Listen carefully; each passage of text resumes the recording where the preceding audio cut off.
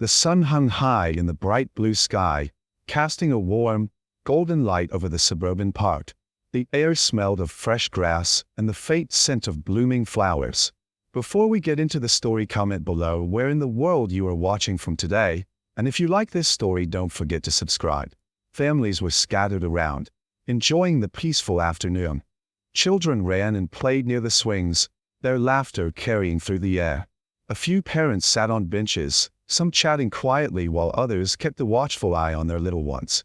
Samantha sat alone on a bench at the edge of the playground, looking perfectly put together. Her hair was freshly styled, and her crisp white blouse contrasted with the vibrant green of the park. She had just finished her morning errands and was now taking a moment to enjoy the calm of the afternoon. Her gaze drifted over the park, taking in the scene with a sense of quiet contentment. Across the park, Marcus, a black teenager of about 14, was skating alone on his board. His clothes were simple, loose jeans, a hoodie, and sneakers, and he wore a focused expression, concentrating on perfecting his moves. He circled around the empty space near the swings, weaving in and out of the open path, his board gliding smoothly beneath him. To anyone else, it was a typical afternoon at the park. Marcus was just another teen, enjoying the freedom of his skateboard. But to Samantha, there was something off about it. She wasn't sure when the feeling started, but soon enough, it began to gnaw at her. She had watched Marcus for a few minutes, his figure moving fluidly across the pavement, effortlessly pulling off tricks. At first, she barely noticed him. After all, it was a park. Kids skateboard, they play. It wasn't anything unusual. But then, Marcus skated closer to the playground, weaving between the swings and the jungle gym. A few younger children, no older than 5 or 6, were playing near the equipment. Samantha's eyes tracked him as he got closer to them, her fingers tightening around her iced coffee cup. Something about his speed, his unpredictability, began to make her uneasy. She told herself it was just nerves. He was close to the kids, after all. What if he wasn't paying attention? The children didn't seem to notice him, laughing and shouting as they chased each other around. But for some reason, Samantha's eyes stayed fixed on Marcus. He wasn't doing anything wrong. He was just a kid on a skateboard, having fun. And yet, the longer she watched him, the more her discomfort grew. She told herself she was just being cautious, that she was being responsible. After all, she was a mother herself, and wasn't it her job to protect those around her, to keep her children safe? A sharp, insistent thought cut through her mind. What if something happens? Samantha shifted on the bench, her posture becoming stiffer, more rigid. Her eyes never left Marcus as he continued to skate, now moving toward the edge of the playground, just beyond where the younger kids were. He was just practicing tricks, jumping up curbs and doing flips, his board flashing through the sunlight. But the more Samantha watched, the more her sense of discomfort bloomed. Was he too close to the playground? Shouldn't he be further away? She scanned the park, searching for anyone else who might feel the same way. A few parents were on their phones or chatting with each other, completely oblivious to Marcus. None of them seemed concerned. But Samantha's heart was racing now. There was something about the way Marcus moved, the way his skateboard thudded against the pavement. It wasn't right. He was unpredictable, his movements too erratic, like he could lose control at any moment. The kids were laughing and playing, but what if Marcus accidentally ran into them? Or worse, what if he was planning something? Was it just her imagination? Or was there something about the way he was skating that didn't feel quite right? What if he's up to something? She thought. She frowned, trying to shake the thought from her head. No, that's silly. He's just a kid, a teenager. They skate. It's normal. But it didn't feel normal. Samantha's eyes narrowed as Marcus did another trick, spinning his board in the air before landing with an almost effortless grace. The fact that he was so good, so confident in his movements, only seemed to heighten her unease. He was just a boy, but there was something about the way he held himself. It felt too bold, too sure of himself. She stood up slowly, her feet shifting on the ground, her hand instinctively reaching for her purse. She walked a few paces away from the bench, toward the edge of the playground, her gaze still fixed on Marcus. He was further away now, closer to the sidewalk, still skating with an air of focus. And yet, something about him lingered in her mind, her pulse quickening with a rising sense of unease. By now, Samantha was standing near a tall oak tree at the far edge of the park, trying to make herself inconspicuous as she glanced nervously at Marcus. Her fingers curled around her phone, which was now in her hand, her thumb hovering over the screen. She knew she should probably let it go. Maybe she was overthinking things. But the feeling in her gut wouldn't go away. He was too close to the children, too unpredictable. Maybe it was her responsibility to do something before something bad happened. She shook her head. No, don't be paranoid. You're just being careful. That's all. But even as she tried to rationalize, her mind was already spiraling. The images flashed in her mind. A child getting knocked over, the skateboard slamming into them, the sound of a scream. The worst-case scenarios ran through her head in rapid succession. She felt a chill settle in her stomach. Her hands were trembling as she unlocked her phone. She paused for a moment, staring at the screen, then quickly tapped on the emergency number. The phone rang twice before an operator answered. 911 operator. 911. What's your emergency? Samantha's voice wavered as she spoke, her words coming out in a rush. Samantha, hi. There's a boy here at the park. A black teenager, about 14. He's skateboarding near the playground, and, well, he's acting erratically. He's too close to the kids. I'm really concerned. Could you send someone over? She could hear the operator's calm voice on the other end, asking for more details. 911 operator. Ma'am, I understand. Can you describe the boy and the situation in more detail? Samantha hesitated. She didn't want to sound overdramatic, but the unease wouldn't leave her. Samantha, he's just skating. It's hard to explain, but it just doesn't feel right.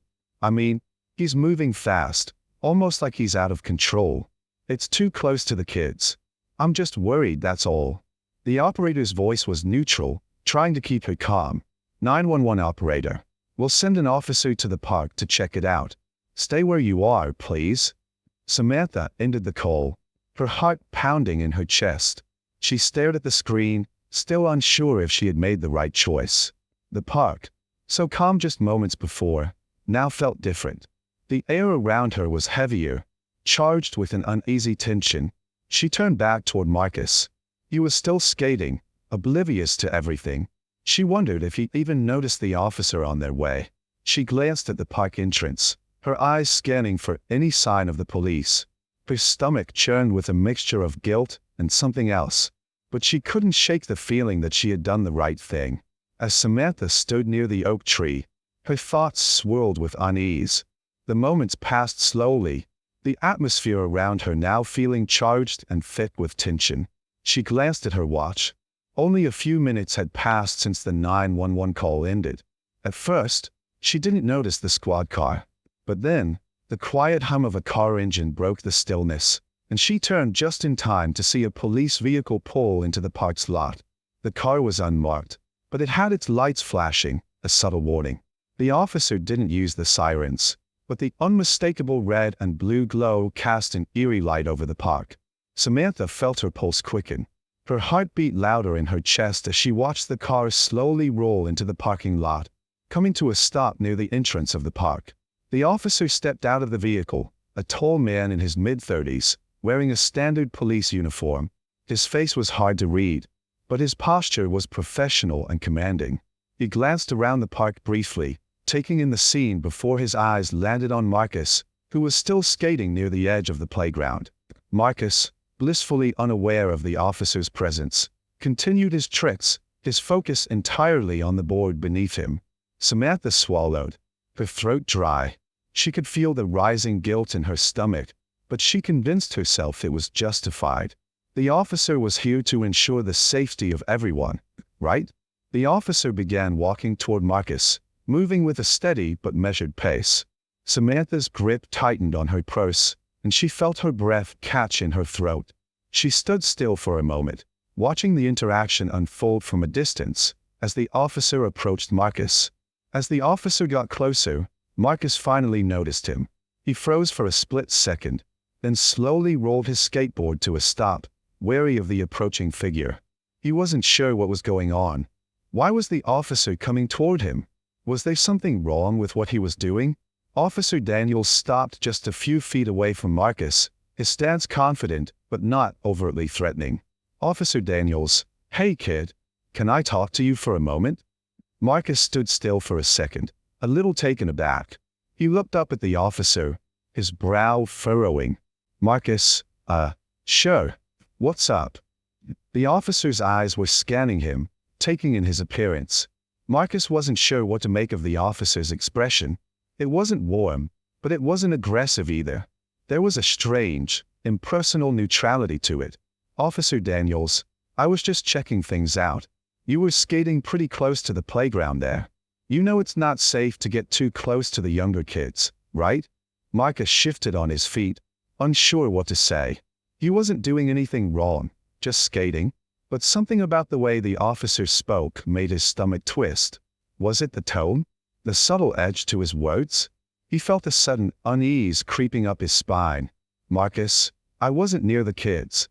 I was just doing tricks, over there." He gestures toward the open space. "Officer Daniels, I saw you skate near the swings a little while ago. That's a little too close for comfort. I'm just making sure you're not causing any trouble." Marcus could feel his heartbeat quicken. He was starting to feel like he was in trouble for something that wasn't his fault. All he wanted was to enjoy his afternoon, to practice his tricks. But somehow, it felt like he was being interrogated. "Marcus, I'm not causing trouble. I'm just skating, man." The officer gave him a long, searching look. For a moment, the two of them stood there in silence.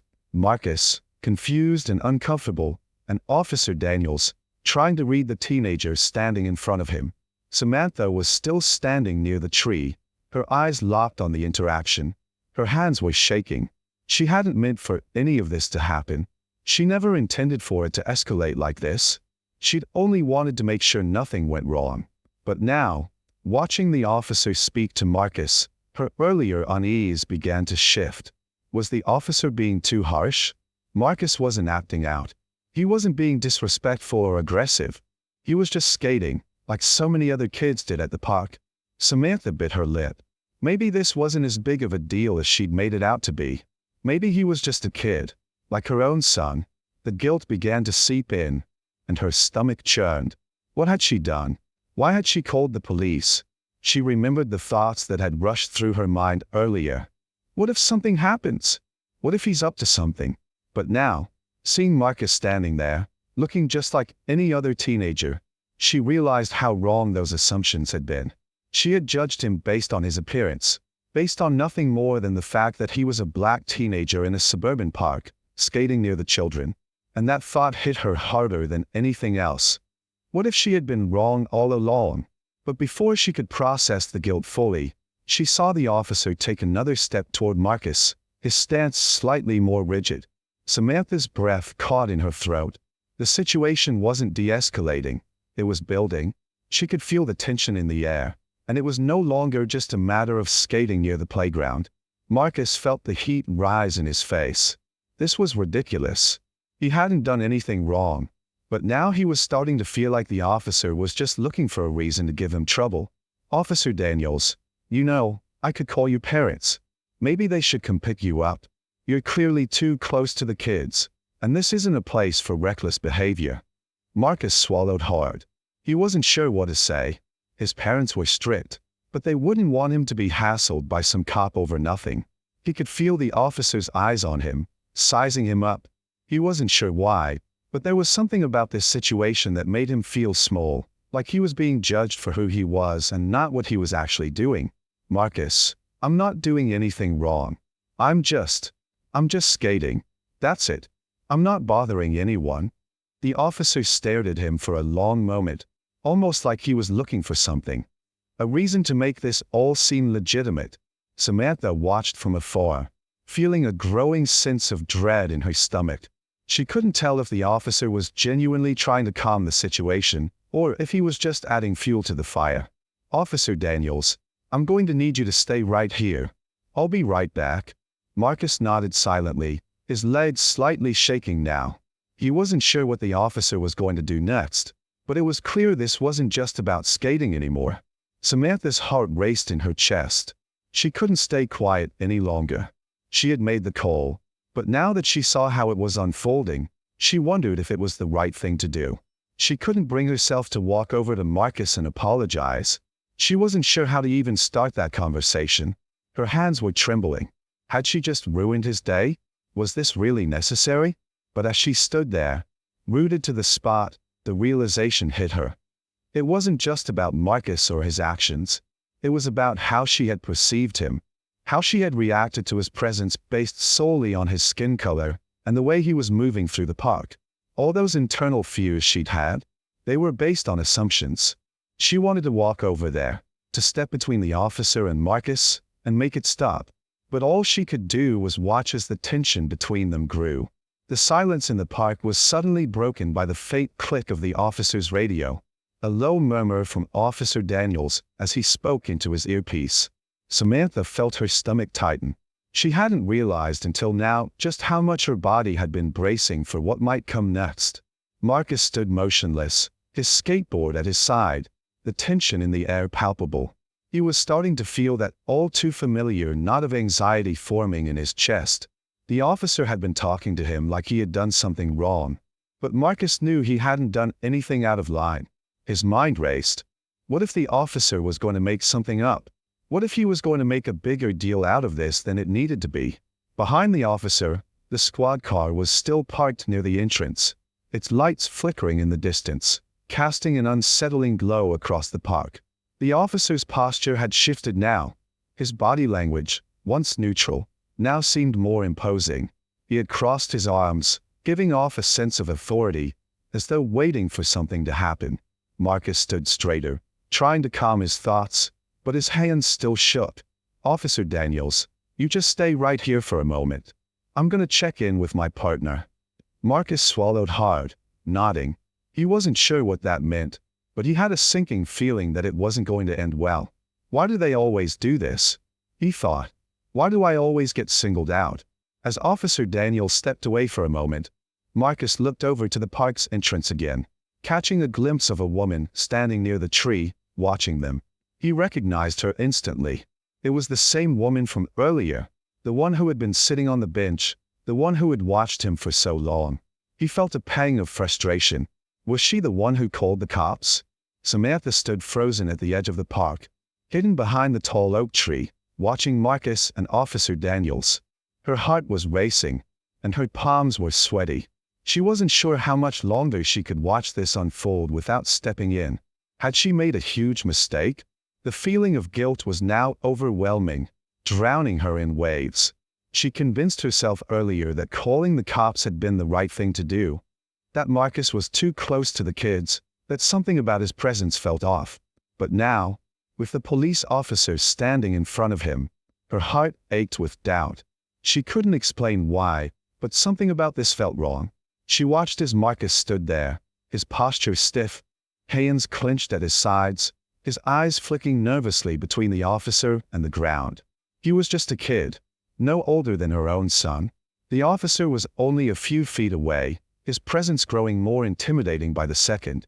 Samantha's mind started to replay the scene in fragments. Marcus skating, her own growing discomfort, and then the rush to pick up the phone and dial 911. The words she had used, "He's too close to the kids. I'm worried he might cause trouble." She couldn't stop the hot shame that flooded her cheeks. What had made her so sure that he was a threat? Was it the way he dressed? Was it the skateboard? Or was it the simple fact that he was a black teenager, and she had been too quick to judge him based on that alone? Her stomach churned. She had made assumptions. She had acted on fear. And now Marcus, who was just trying to enjoy a simple afternoon, was standing in front of a police officer, being questioned, possibly treated like a criminal. Officer Daniels returned to Marcus, his face expressionless as he approached him again. He leaned in slightly, speaking in a low voice, as though issuing a command. "Officer Daniels, I'm going to need you to come with me to the car for a minute.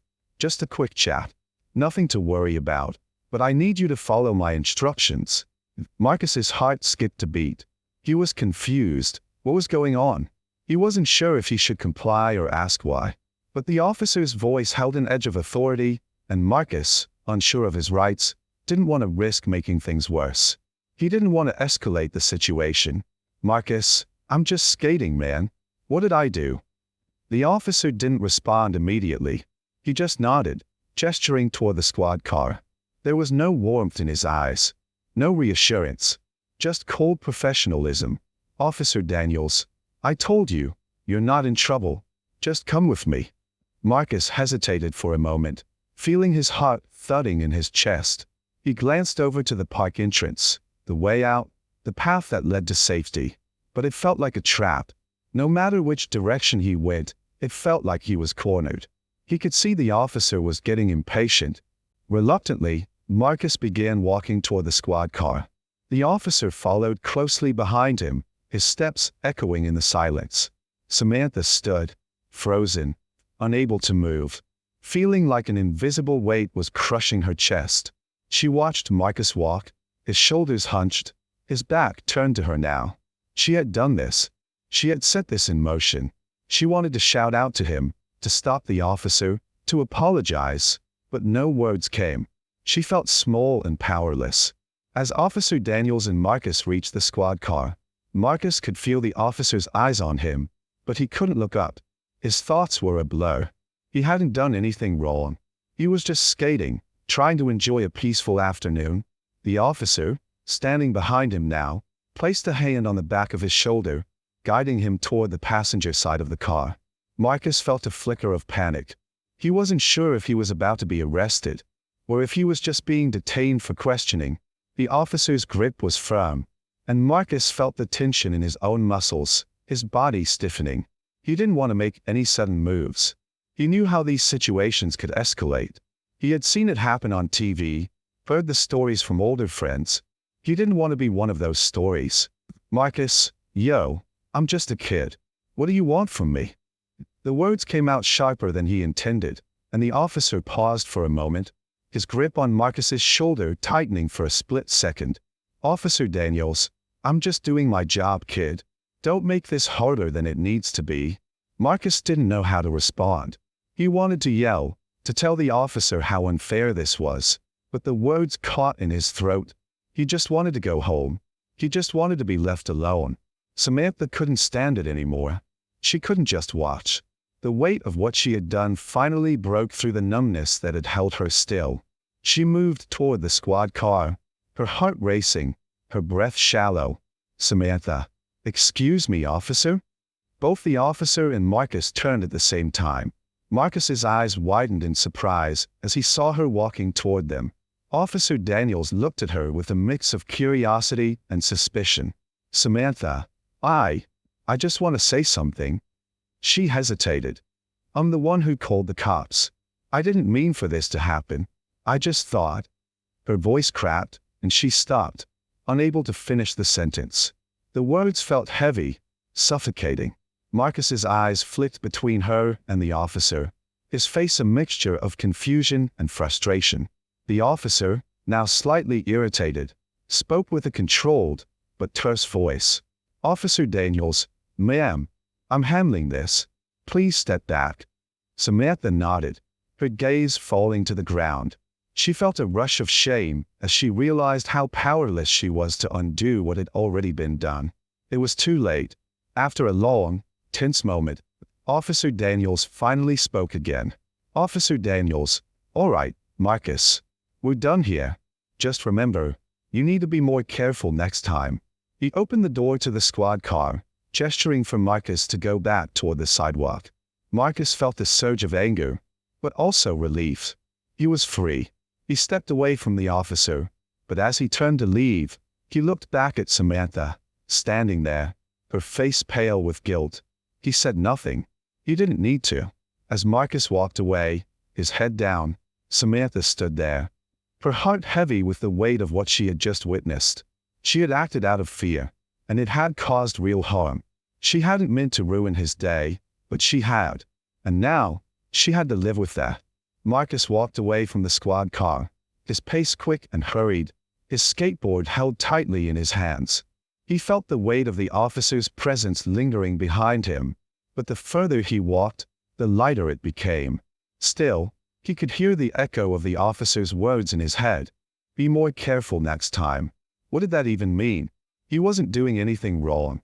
As he passed the park's entrance, the sounds of the playground, the children's laughter, and the chirping of birds seemed distant now. Everything felt distant. He didn't even look back toward the park as he made his way down the sidewalk, his mind racing. He wanted to go home. He wanted to forget about the awkward, uncomfortable conversation with the officer. He wanted to forget about the woman who had called the police on him. He wanted to forget about the shame he felt, the way his body had tensed up when the officer had put his hand on his shoulder. Why did this always happen to him? It was like the world saw him differently. It saw his skin, his appearance, before it saw who he was. Before it saw a teenager just trying to live his life, like everyone else. He felt like he couldn't even go to the park anymore without something like this happening. Marcus's chest tightened. He hated this feeling. This sense that no matter what he did, no matter how innocent, how harmless, he was always going to be treated like he was guilty of something. And for what? Skating? For enjoying a few tricks at the park? Was that really enough to call the cops? The questions kept swirling in his mind as he reached the street corner near his house. He paused for a moment, just standing there, watching the cars pass by, but not really seeing them. He wished he had someone to talk to, someone who could make it all feel like it wasn't his fault. He wished he could forget about the officer's gaze, the way it felt like Marcus was the problem, like he had to prove his innocence. But he knew it wasn't that simple. It never was. Samantha sat in her car, parked a few blocks down from the park. She had left the scene almost immediately after Marcus walked away from the officer, her mind swirling with guilt and regret. She couldn't believe what had just happened.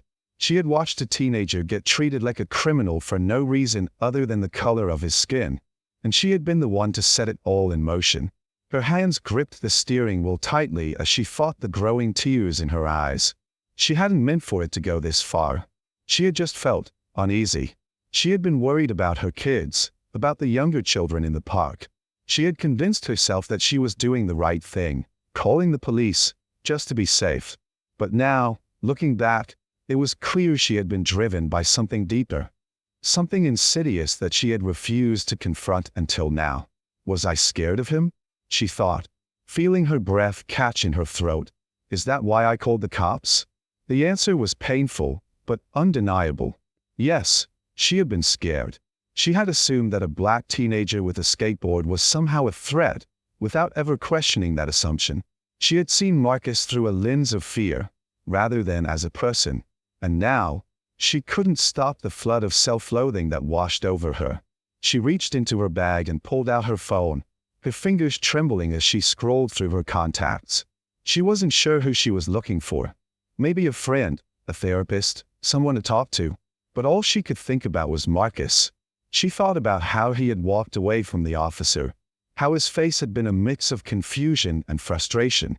She thought about how she had been standing there, watching, without intervening. What if I made things worse for him? What if he's scared now? Samantha's mind spiraled. She had been afraid for her own children, for her own safety. But now she realized that the danger wasn't from Marcus. It had been from her own assumptions, from the fear that she had projected onto him. And it had caused harm. She put her phone back in her bag, her eyes filled with tears. She didn't know what to do next. She could apologize to Marcus, but would that even help? Would he even want to hear from her? The weight of the guilt felt suffocating. She had to do something. But what? Marcus opened the door to his house quietly, trying not to make a sound. The last thing he wanted was to deal with his mom's questions about why he was home earlier than expected. He hadn't even taken off his shoes before his mother appeared in the living room, noticing the tension in his posture. "Mom, hey Marcus, everything okay?" Marcus paused for a moment, unsure of how to answer. He didn't want to tell his mom about what had happened, about the cop, the woman in the park, and how he had felt like he was being treated like a criminal just because he was skating. He didn't want to explain how the officer's words had stung, how the woman's watchful eyes had made him feel small and invisible. But his mom could see it in his face. He couldn't hide the hurt, the frustration that was written all over him. "Mom, Marcus." He turned to her slowly, his eyes clouded with a mixture of exhaustion and anger. The weight of everything that had happened was starting to settle on him. "Marcus, I don't want to talk about it right now." His mother studied him for a moment, sensing something was off. She didn't push him further, but she sat down next to him, her hand gently resting on his shoulder. "Mom, you know you can talk to me, right? Whatever it is, you don't have to carry it alone." Marcus nodded, but he couldn't bring himself to say anything. He didn't know how to put into words what had happened, what he was feeling. How could he explain that he was tired of always being the one who had to prove himself? That he was exhausted from constantly being judged before he even opened his mouth? That every time something like this happened, it cut deeper than the last time? Instead, he just sat there in silence, staring at the floor, his fingers gripping the edge of his skateboard. Samantha couldn't stay in her car any longer. She had to do something, anything, to begin making it right. She drove home, the weight of what had happened hanging over her with each mile. Her mind raced with questions, with doubts about what had happened at the park. When she pulled into her driveway, she didn't even bother to take off her shoes before she grabbed her phone again. She had to make things right. But how? Was it enough just to apologize? Was it too late? Should I try to reach out to him? She opened her phone and began typing a message. Her fingers hovered over the keys. She wasn't sure what to say. Was an apology enough? Could she make him understand that she wasn't a bad person? That she hadn't meant for any of this to happen? Finally, she deleted the message. She wasn't sure if Marcus would even want to hear from her. Would he see it as an empty gesture? Would he even care? As the sun began to set, Samantha sat in her kitchen, the house quiet around her. She thought about the park, about the interaction, about Marcus. She thought about the woman she had seen him with, the one who had been caught in a moment of fear, of judgment. And she wondered how many others had made the same assumptions, the same mistakes. How many other kids had been judged the same way? How many other lives had been impacted by the simple act of calling the police based on nothing more than fear? She closed her eyes for a moment, her hand pressed to her forehead. She had to do better. She had to change the way she thought, about people, about situations, about fear itself. She didn't know how long it would take to undo the harm she had caused, but she knew that the first step was realizing the mistake, accepting her own role in it. And the next step, she thought, would be to learn, to do better, and to make sure that this kind of thing never happened again. And maybe, just maybe, she'd find a way to reach out to Marcus. But for now, the weight of what had transpired was a reminder that change had to begin with her. Marcus sat on his bed, his phone screen dimly lit in the dark room. He hadn't turned on any lights, not because he didn't want to, but because he felt like he couldn't face the world just yet. The events of the afternoon had left him feeling more drained than he could express. His hands were still shaking slightly, even hours after the encounter with the officer. He stared at his phone, his thumbs scrolling aimlessly through social media. His mind kept drifting back to the park he used to go to without thinking twice. Now, he couldn't shake the image of the officer's stern face, the woman watching him, her eyes full of unspoken judgments. The feeling that had settled in his gut was hard to shake. It wasn't just about what happened today. It was the weight of all the times before, the instances when he had been made to feel out of place, unwanted, or even dangerous for doing something as innocent as being black in public spaces. Why am I always the one who has to prove myself? He thought. Why does it always have to be me? Marcus locked his phone and put it on his nightstand, then lay back against his pillow. He closed his eyes, trying to find some peace, but the images of the officer and the woman kept intruding. He kept replaying their faces, their words. The worst part was the shame he felt, not because he had done something wrong. He knew he hadn't, but because, once again, his mere existence had been questioned. It was exhausting, like he couldn't win, no matter what he did. He rolled over onto his side and curled up, clutching his pillow tight. Maybe I should talk to someone about this, he thought briefly, but quickly dismissed the idea. Talking about it wouldn't change anything. The next time he went out, he would still have to navigate that same world, still be treated as if he were less than. Marcus sighed deeply and pulled the blanket up around his shoulders.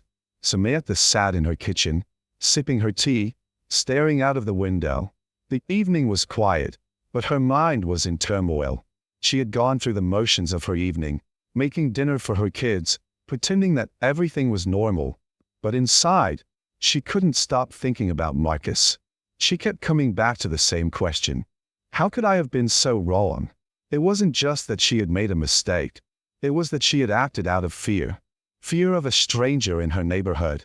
A fear that was rooted in her biases, even if she hadn't fully realized it.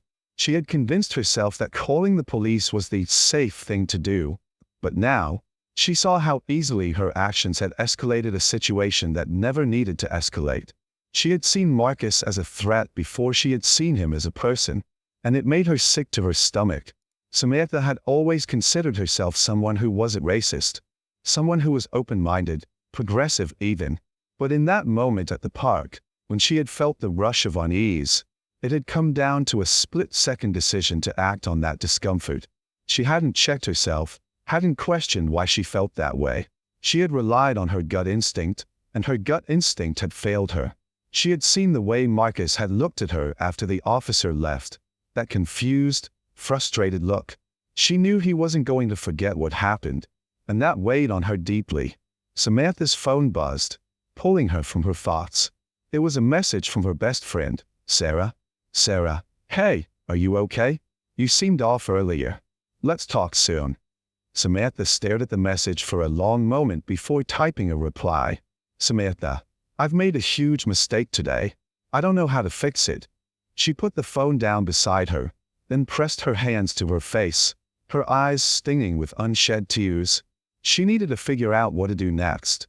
She couldn't undo what had happened, but maybe she could do something to make it right. She wasn't sure what that was yet, but she had to try. The next morning, Marcus was back at the park, though he hadn't planned to return so soon. It was early, the park was quiet, and there were only a few joggers around. His skateboard was still in his hands, but it felt different now. He hadn't been able to shake the discomfort from yesterday. As he passed by the same bench where he had first seen her, Samantha was sitting there again. Her eyes met his, and for a long moment, neither of them said anything. Marcus had the impulse to turn and walk away, to avoid her, but he felt something stop him. Maybe it was curiosity, maybe it was just a part of him wanting answers, or maybe it was that sense of unfinished business. Samantha stood up awkwardly, clearly uncertain about how to approach him. She hadn't expected to see him here. Samantha, hey Marcus. I just wanted to say something. Marcus stiffened slightly, his grip on his skateboard tightening.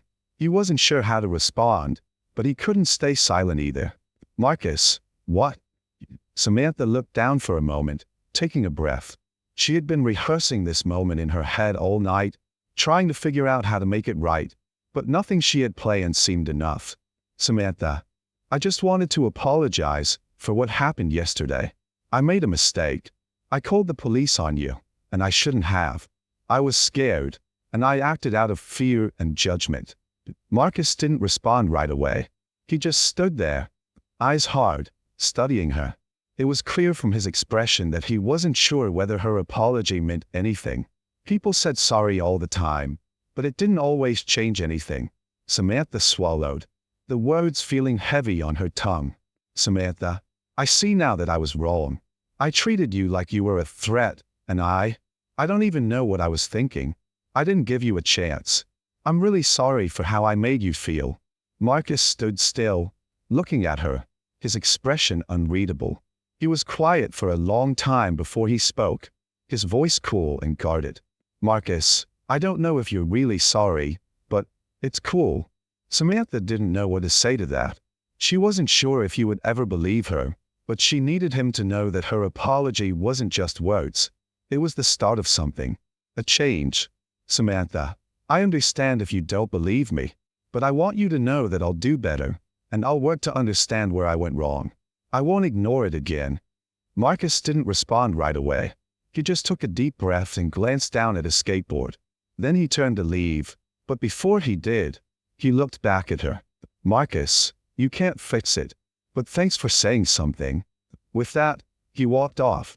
the sound of his skateboard wheels on the pavement the only thing breaking the silence. Samantha watched him go, feeling a mixture of relief and sadness. She knew that one apology wasn't going to fix everything, but it was a start. As Marcus disappeared into the distance, Samantha stood there, reflecting on what had just happened. She wasn't sure if that conversation had healed anything. She wasn't sure if Marcus would ever truly forgive her. But for the first time, she didn't feel like she was running from her mistakes. She had taken a small step forward, and now, the real work began. The sound of the front door closing echoed through the house as Marcus stepped inside. He had spent the morning at the park, trying to shake the weight of what had happened the day before. But the encounter with Samantha had left him with even more to process. He dropped his skateboard near the entryway, then trudged into the kitchen, where his mom was sipping coffee and scrolling through her phone. She looked up as soon as he walked in, her eyes immediately honing in on the slump in his shoulders and the distant look on his face. "Mom, you okay, baby? You've been quiet since yesterday." Marcus hesitated. He hadn't wanted to talk about it the day before, but now, with everything that had happened, he felt like he needed to say something. He slid into a chair across from her, staring at the table. "Marcus, something happened at the park yesterday." His mom set her mug down, leaning forward, her face softening with concern. "Mom, what happened?" Marcus took a deep breath, then began recounting the events.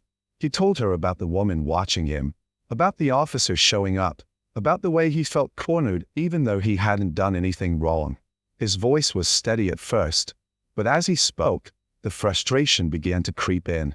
"Marcus, she called the cops on me, Mom, just because I was skating near the playground.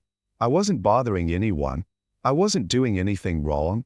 His mom's face darkened, her jaw tightening as she listened. She reached across the table, placing a hand over his. "Mom, I'm so sorry, baby. I hate that this happened to you. You didn't deserve that. None of it." Marcus shrugged, his eyes still focused on the table. "Marcus, she apologized today, said she made a mistake. But it doesn't really change anything, does it? I mean, what's stopping her, or anyone else, from doing it again?" His mom nodded, her expression serious. "Mom, you're right. An apology doesn't fix what you went through, but it's a start. And maybe it's a chance for her to learn, to do better." Marcus looked up at her, his brow furrowing. "Marcus, why should I care if she learns? I'm tired of people like her messing up and then expecting us to forgive them. It's not fair." His mom's grip on his hand tightened slightly. "Mom, it's not fair. You're absolutely right about that. And you don't have to forgive her, Marcus. That's your choice. But remember, holding on to that anger won't change what happened, either. You've got to find a way to move forward, for yourself, not for her." Marcus nodded slowly, though the frustration in his chest hadn't entirely dissipated. He didn't know if he was ready to let go of the anger just yet, but his mom's words gave him something to think about. Samantha sat across from her friend Sarah at a cozy coffee shop, her hands wrapped tightly around her mug. She hadn't been able to get Marcus out of her head since their encounter that morning. The shame and guilt she felt were like a weight pressing down on her chest. Sarah leaned forward, concern etched across her face. "Sarah, okay, spill it. What's going on? You've been quiet all morning." Samantha sighed, her shoulders slumping. "Samantha, I did something terrible, Sarah. Yesterday, at the park, I called the cops on this kid, a black teenager. I thought he was acting suspicious, but he wasn't. He was just skating. And now, I can't stop thinking about how wrong I was." Sarah's eyes widened, her expression a mix of shock and disbelief. "Sarah, you called the police? Sam, why would you?" Samantha held up her hand, cutting her off. "Samantha, I know it was a mistake. I acted out of fear, and it wasn't fair to him. I went to the park this morning, and I apologized to him, but it doesn't feel like enough. I don't know how to fix this." Sarah sat back, her expression softening as she processed her friend's words. "Sarah, I'm glad you apologized. That's a good first step. But, Sam, this isn't something you can just fix overnight. You have to do the work to understand why you acted the way you did. You need to educate yourself about how these biases show up and how they affect people, especially black kids like him. Samantha nodded slowly, her friend's words sinking in. Samantha, I want to do better, Sarah. I don't want to be that person, but I don't know where to start. Sarah reached across the table, placing a reassuring hand on Samantha's arm. Sarah, start by listening. Read. Learn. Talk to people. And most importantly, sit with the discomfort of what you did. It's not supposed to be easy, Sam, but if you're serious about changing, you'll find a way. Samantha nodded, a flicker of determination sparking in her chest. She didn't know if she could ever fully make up for what had happened, but she was willing to try. Later that evening, Marcus sat at his desk, staring at a blank page in his notebook. His mom's words from earlier echoed in his mind. You've got to find a way to move forward for yourself. He picked up a pen and began to write. At first, the words came slowly, but soon, the emotions he had been holding onto spilled out onto the page. He wrote about the park, about the woman's eyes on him, about the officer's questions. He wrote about how small it made him feel, how tired he was of always being treated like he didn't belong. As he wrote, he felt some of the tension in his chest begin to ease. The words flowed, each one releasing a bit of the anger and frustration he had been carrying. By the time he finished, the page was filled with raw, honest words. Words that captured everything he had been feeling but hadn't been able to say out loud. He set the pen down and leaned back in his chair, exhaling deeply. For the first time since the incident, he felt a small sense of relief. Writing wouldn't fix what had happened, but it gave him a way to process it, to understand it. And maybe, just maybe, it could be a way to move forward. Samantha sat at her computer that evening, her screen glowing softly in the dimly lit room. She had spent the last few hours researching books and articles about implicit bias, systemic racism, and the experiences of black communities in America. The more she read, the more she realized how much she didn't know, and how much she needed to learn. She jotted down notes as she went, bookmarking articles and ordering books that had been recommended by activists and educators. It was overwhelming at first, but she reminded herself that this was just the beginning. She couldn't undo what she had done, but she could educate herself and ensure she never acted out of ignorance and fear again. As she closed her laptop for the night, Samantha felt a small flicker of hope. She still had a long way to go, but for the first time, she felt like she was heading in the right direction. Days later, Marcus returned to the park with his skateboard. He wasn't sure why. It wasn't like the park had changed, but he didn't want to let what had happened keep him from doing something he loved. He skated in the open area, the sound of the wheels on the pavement grounding him. As he practiced his tricks, he noticed Samantha sitting on a bench nearby, a book in her hands. She looked up briefly, their eyes meeting for a moment. She didn't say anything, didn't approach him. She simply gave him a small nod, then returned to her reading. Marcus felt a strange mix of emotions: resentment, curiosity, and maybe a small sliver of respect. He didn't know if he would ever fully forgive her, but at least she seemed to be trying. For now, that was enough. A few weeks had passed since the incident at the park. Marcus had returned to the skate park more frequently, though it no longer felt the same. He wasn't sure if it was because of what happened with Samantha, or because of the deeper, ongoing weight he felt every time he stepped out of his front door. But he kept skating, trying to reclaim a sense of normalcy. Today, the sun was setting, casting an orange glow across the park as he practiced new tricks on his board. The air was crisp, and there was an unusual quiet. He had been pushing himself harder lately, practicing longer, perfecting his moves, trying to block out the distractions. But even here, in his usual space, the world felt heavy. Just as he was about to try a trick, he saw someone watching him from the bench nearby. It was the same woman, Samantha. She was there again. This time, she wasn't reading. She was just sitting quietly, observing him from a distance. He rolled his eyes, feeling a familiar surge of annoyance. Why couldn't she just leave him alone? What did she want now? He pushed the thought aside, focusing back on his skateboard. But the question lingered in the back of his mind. Samantha sat on the bench, her gaze following Marcus as he skated. She could see how focused he was, how lost in his movements. It wasn't that she wanted to bother him, but she felt an overwhelming need to do something to show him that she was trying to understand, trying to be better. The past few weeks had been a journey. She had immersed herself in books, podcasts, and documentaries on systemic racism and the ways in which privilege had influenced her perceptions of people like Marcus. Every time she read, listened, or reflected, she was hit with the weight of her own biases, the ones she had never fully acknowledged before. It was uncomfortable, humbling even, but it was necessary. She watched Marcus practice, and the more she observed him, the more she saw the gap between her own comfort in her life and the reality he lived. She knew an apology wasn't enough, that words alone wouldn't undo the damage. She had thought about what he said to her weeks ago. You can't fix it. He was right. She couldn't. But she could try to make things better, one small action at a time. Samantha stood up from the bench, taking a deep breath. She wasn't sure if Marcus would even acknowledge her, but she needed to make it clear that she wasn't just sitting on the sidelines anymore. She approached him cautiously, unsure of how to begin. But when Marcus noticed her coming closer, he didn't seem surprised. He just stopped skating and waited, his face unreadable. Samantha, hey, Marcus. She paused, unsure of how to continue. I've been thinking a lot about everything, about the way I treated you, and I know words won't make up for it, but I want to do more.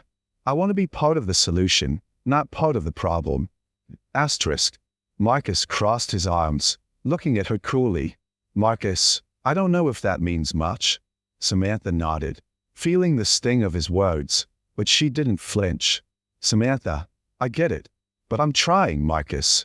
I've been reading, learning about the system, about how people like you are treated differently for no reason at all. And I can't pretend that I didn't contribute to it. But I'm here to do better. Not just for you, but for everyone who's been hurt by this. For a moment, Marcus just looked at her, his eyes narrowing. He didn't say anything, but his expression softened ever so slightly. Samantha didn't expect him to forgive her immediately, and she wasn't sure she was ready for him to either. But her sincerity was clear. She wasn't asking for anything from him except a chance to make things right. Marcus, I still don't trust you, but you're not the only one who has to do better. Samantha nodded again. He didn't have to say anything else. She understood. Samantha, I know. I'll keep learning. And if there's anything I can do to show you that I mean it, let me know. Marcus didn't respond immediately. He just looked at her for a few more moments before turning and picking up his skateboard again. Marcus, I don't know if that will ever make up for it, but maybe it's a start. With that, he skated off, the sound of his wheels fading into the distance, leaving Samantha standing there, her heart heavy but hopeful. Later that evening, Marcus sat in his room, replaying the conversation with Samantha in his mind. Her words echoed, not because they were particularly comforting, but because they represented something deeper.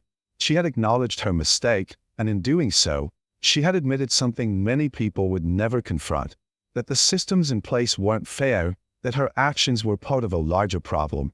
But it didn't change the fact that Marcus still had to live in those systems. It didn't change the fact that, every day, he had to navigate a world that often saw him as a threat rather than a teenager. Marcus had learned early on to suppress his feelings, his anger, his frustration, because expressing them could make things worse.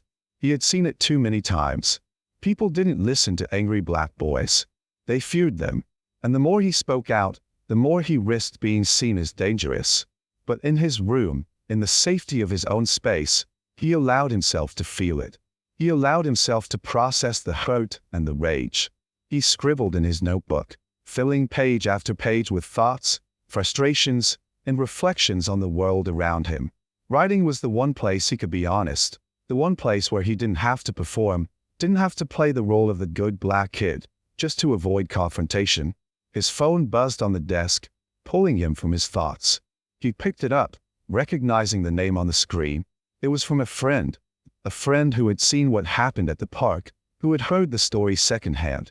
Friend, yo, I heard what happened with the cops. Are you good? Marcus stared at the message for a moment, thinking. He wasn't sure how to explain it. What was the point? He had already been through it. But he replied anyway, trying to put into words what he was feeling. "Marcus, I'm okay. But it's messed up, man. That's all I know." The reply came quickly. "Friend, yeah, that's real. I don't know how you deal with it. I'd lose it if it was me." Marcus didn't know how to answer that. The truth was, he did lose it sometimes. Every time something like this happened, it chipped away at him. But he had learned not to show it. He put the phone down and leaned back in his chair. It wasn't just the cops, or the people who called them on him. It was the entire weight of a world that had already decided who he was before he had a chance to show them. But there was no turning back now. He couldn't change the world on his own, but he wasn't going to let it break him either. The following week, Samantha attended a community meeting on racial justice. She had seen a flyer posted on the bulletin board of the local coffee shop, and something urged her to go. She didn't know exactly what to expect, but she felt the need to listen, to understand more fully. The room was filled with people from different backgrounds, some black, some white, some Latino, each sharing stories of how racism had affected their lives. Some were heartbreaking, some were infuriating, but all of them were real. One of the speakers, a community organizer, spoke directly about the impact of over-policing in marginalized communities. Organizer: "The system is designed to make you feel like you don't belong. It's built to break you down, to make you second-guess your right to exist in spaces that are supposed to be for everyone." Samantha sat up straighter, her heart racing. The words felt like they were directed at her, and for the first time, she truly understood. It wasn't just about a single interaction or a single apology. It was about a system that had been perpetuating fear and harm for generations. She realized that the work she had to do was bigger than herself. It wasn't just about proving she wasn't racist. It was about actively working to dismantle the structures that allowed these things to happen. The days following the community meeting were a whirlwind for Marcus. He found himself reflecting deeply on his life, his identity, and the world he had to navigate daily. The thoughts were overwhelming, like an unrelenting tide threatening to drown him. At school, he felt disconnected. His teachers were polite, but distant. His classmates, most of them white, rarely spoke to him beyond the surface level. It wasn't overt racism, not the kind you could point to and accuse someone of. It was the quiet, insidious kind, the kind that told him, every single day, that he didn't quite belong. As Marcus walked through the crowded hallways between classes, he overheard snippets of conversations, jokes, and casual comments that made his skin crawl. They weren't explicitly offensive, but they carried undertones of the very stereotypes he hated, the ones that had followed him around his whole life. "Oh, you're getting detention? You got caught, didn't you? He's probably been in trouble before. You know, just the type." The words stuck in his chest like daggers. They didn't even know him. Yet, they had already written his story. And that was what hurt the most. During lunch, Marcus sat alone at the back of the cafeteria. It wasn't unusual. He was used to the isolation by now. But that day, something was different. A sense of heaviness weighed on him, pressing down on his chest. The world felt louder, and yet, he couldn't escape the suffocating silence within himself. Was this all he was ever going to be? Was he destined to live in this box people kept trying to put him in? This box that didn't fit? His thoughts were interrupted when he felt a tap on his shoulder. He turned to see his best friend, Devin, standing behind him. Devin was black, too, but his experience was different. He had a quieter, more laid-back demeanor and could navigate the world with an ease Marcus sometimes envied. Still, Marcus could tell by the look on his face that his friend was carrying something heavy too. "Devin, you okay, man?" Marcus sighed and looked down at his lunch tray, though he hadn't touched it. "Marcus, I don't know, man. I'm just tired." Devin sat down beside him, his gaze serious. "Devin, I get it. It's hard out here for us. Every day feels like a battle, doesn't it? It's like we have to prove we belong before we even open our mouths." Marcus didn't respond. His mind was elsewhere, lost in the weight of his own frustration. "Devin, look, I know it's tough, but we can't let this mess break us. We have to keep pushing back, even if it's just a little bit every day." Marcus looked up at him, and for the first time in a while, he felt a flicker of something. Hope. Maybe, but it was fleeting, drowned out by the overwhelming tide of everything else. Samantha had spent the past few weeks attending workshops, reading, and talking to people about the racism that had shaped her world. But despite her efforts, a gnawing sense of guilt had taken root. She had apologized to Marcus, but the more she learned, the more she realized that there were no quick fixes. She couldn't change the systems that had hurt Marcus and people like him, but she had to do more than just feel guilty. She needed to act. That afternoon, she sat at the local community center in a meeting with other volunteers who were working on a project to raise awareness about racial profiling and police brutality. The project was just getting started, and Samantha had thrown herself into it, partly to make amends, but also because it felt like the right thing to do. As the meeting continued, Samantha found herself lost in thought, her mind drifting back to Marcus. The conversation that morning still lingered with her. He had told her that he didn't trust her, and though she understood why, it stung. She wanted to fix things. She wanted him to know that she wasn't just a well-meaning person. She was someone who could make a difference. But she wasn't sure how to bridge the gap between what she knew was wrong and the reality of changing it. Her phone buzzed, and she glanced at it to see a message from her friend Sarah. "Sarah, so, how's the racial justice stuff going? Are you feeling any better about it?" Samantha hesitated before responding. "Samantha, I don't know. I'm learning, but it's overwhelming. Every day feels like I'm doing something wrong, and I just don't know how to make it right." A few moments later, Sarah replied, "Sarah, it's going to be a long journey, Sam, but you can't fix it all at once. You just have to keep going. Keep showing up, even when it's hard." Samantha read the message and put her phone down. Her friend was right. This was just the beginning, and there were no shortcuts. The next day, Marcus woke up with an overwhelming sense of dread. He had no idea why, but the weight of the world felt heavier than ever. Everything felt wrong. His feet dragged as he made his way through his morning routine, barely able to focus. At school, he was distant and disconnected from everyone. His interactions with his classmates were brief, shallow. He couldn't bear the small talk, the banter that felt so hollow in the face of everything he was dealing with. During lunch, as he sat alone again, he could feel the familiar anger building in his chest, but this time, it was different. It wasn't just frustration. It was something deeper, more dangerous. It was the feeling of being trapped, of seeing no way out. Marcus stood abruptly and walked out of the cafeteria, heading toward the nearest exit. His mind was clouded, and his heart was racing. He needed air. He needed space to think. He made his way to a quiet corner of the school grounds, sitting down against the wall, his back to the world.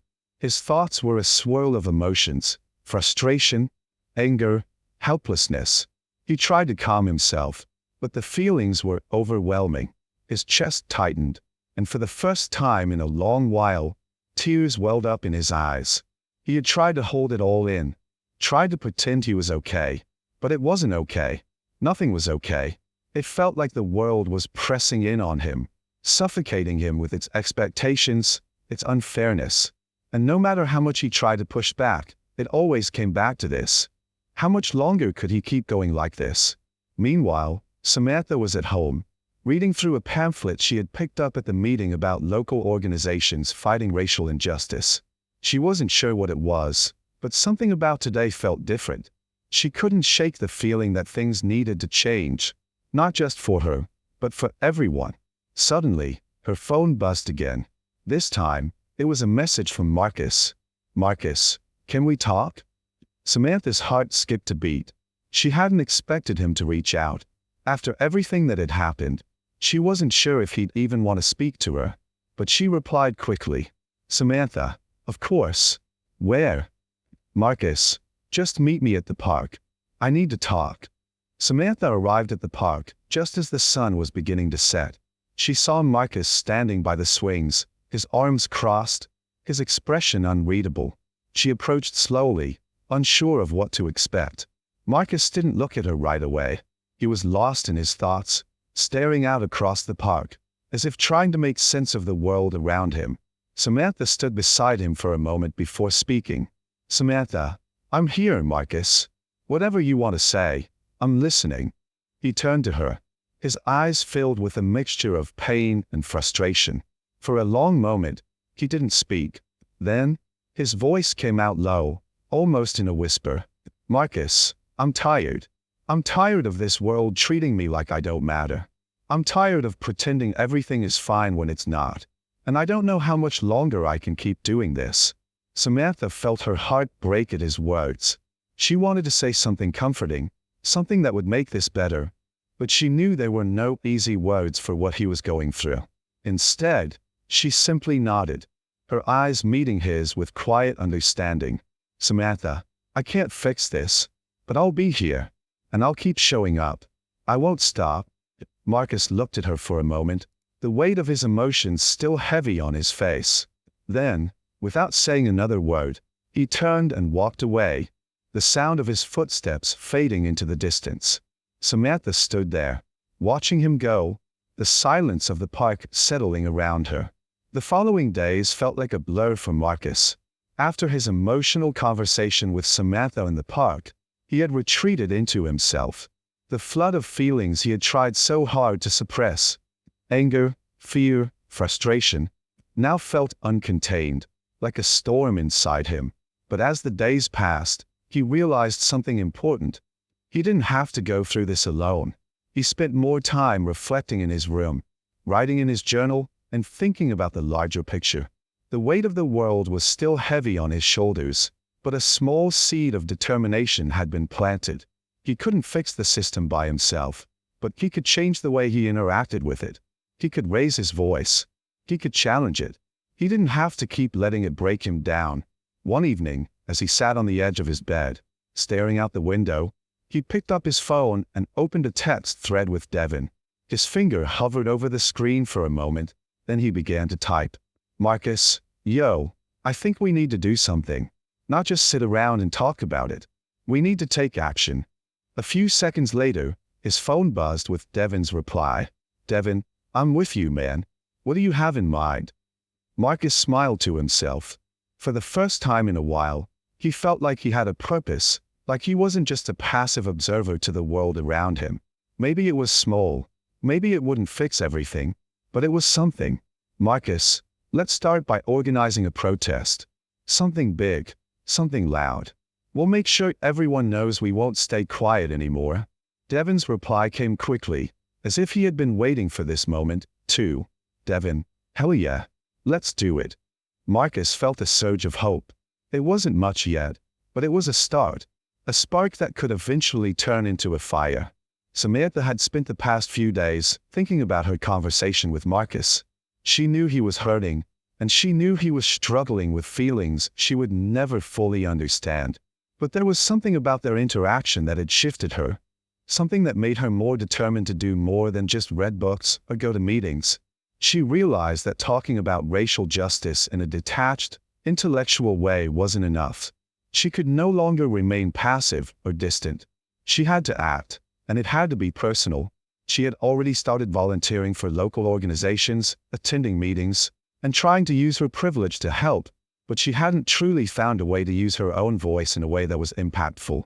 After some thought, Samantha decided that it was time to be more directly involved. She remembered Marcus's words from their conversation at the park. "You can't fix it." It was true. She couldn't just fix the world, but she could help create spaces for people to be heard, to share their stories. She reached out to a local community center that hosted forums on race relations and activism. She asked if she could help organize a new event, something focused on educating people about the realities of racial profiling and police violence, but also offering a platform for Black voices to be amplified. The person on the other end of the phone agreed, and a plan started taking shape. Samantha felt a sense of urgency rise within her, as though everything was coming to a head at once. She couldn't just watch from the sidelines anymore. It was time to act. Back at school, Marcus and Devin began to organize. They set up a private Instagram page to share information and rally support. They designed flyers, posted them around town, and reached out to other students and local activists they knew. As word spread, more people joined in. A handful of other Black students were eager to help, and even a few of Marcus's white classmates, people he hadn't expected to stand up for him, offered to help spread the message. Slowly, the plan began to come together. The protest would take place in the heart of their town, at a major intersection that everyone knew. It wasn't just about marching for the sake of marching. It was about sending a message. They would no longer be silent. They would no longer allow their community to stay in the dark about the very real issues that plagued them. As Marcus worked late into the night on the flyers and social media posts, he couldn't help but think about Samantha. He hadn't heard from her in a while, but something told him she would show up. Maybe not because she was trying to fix everything, but because she genuinely wanted to stand in solidarity with them. That thought made him feel a little lighter. He wasn't sure if Samantha had fully understood the weight of everything yet, but he did believe that she was trying, and for now, that was enough. A few days before the protest, Samantha saw a post on the Instagram page Marcus and Devin had created. It was an invitation to join the march, an invitation to stand up and demand justice. She felt her heart race as she stared at the post. She had been preparing for this moment, but now that it was here, she wasn't sure what her role would be. She had read the books, attended the meetings, volunteered at local organizations, but this was different. This was action. This was standing shoulder to shoulder with people who had been oppressed for far too long. She remembered what Marcus had said during their last conversation. Maybe it's a start. She wasn't sure if that was enough, but she knew she had to show up. She had to be present. She texted Marcus, "Samantha, I'm coming to the protest. I'll be there, and I won't be silent." She hesitated before sending it. She didn't want to come across as someone just trying to show off her allyship. But the truth was, she needed to be there. Not for herself, but for the people who had suffered in silence for far too long. For Marcus. A few seconds later, Marcus replied, "Marcus, thanks. Just show up, and that's all that matters." Samantha put her phone down, took a deep breath, and prepared for the next step. She didn't know exactly what to expect, but she knew it was the right thing to do. The morning of the protest was bright and clear. There was a buzz of anticipation in the air, a sense of solidarity and energy that Marcus hadn't felt before.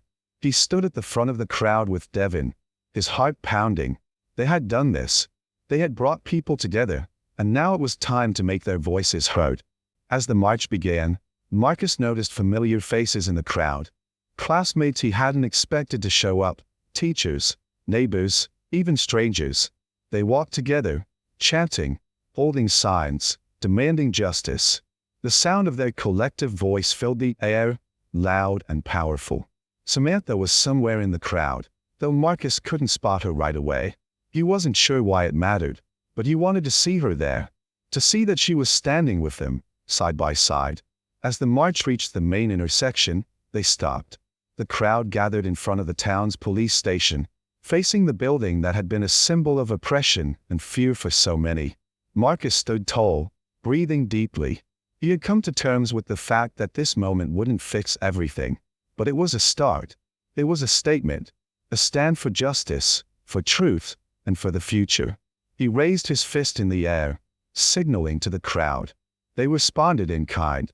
Together, they shouted, "Black Lives Matter." Samantha, a little further back in the crowd, looked around at the sea of people who had come together to demand change. She took a deep breath and raised her own fist, her voice joining theirs. It wasn't perfect. There were still miles to go. But in this moment, they were standing together. And that, she realized, was the most important step of all. After the protest, the community was buzzing. The news outlets covered it. People talked about it. Some in support, others in opposition. But the message had been sent. The protest had been a success, but it wasn't the end. For Marcus, Devin, and others in the movement, it was only the beginning. They had taken a stand, and now they would continue pushing forward, through protests, through education, through raising awareness. For Samantha, the march had been a wake-up call. She realized that her role was to listen, to amplify voices that had been ignored, and to keep showing up, not just when it was convenient, but when it mattered most. She looked at Marcus as he spoke to a group of students afterward, his voice strong and unwavering. He was still angry, still hurting, but he was using his voice to make a difference. And for the first time in a long time, Samantha felt hopeful, because she knew that together, they could begin to change things, even if it was just one step at a time. The day after the protest was a quiet one. The march had made headlines, and the conversations continued to reverberate through the town. Marcus had spent the night reflecting on the power of the voices that had joined together, on the passion and unity that had been displayed.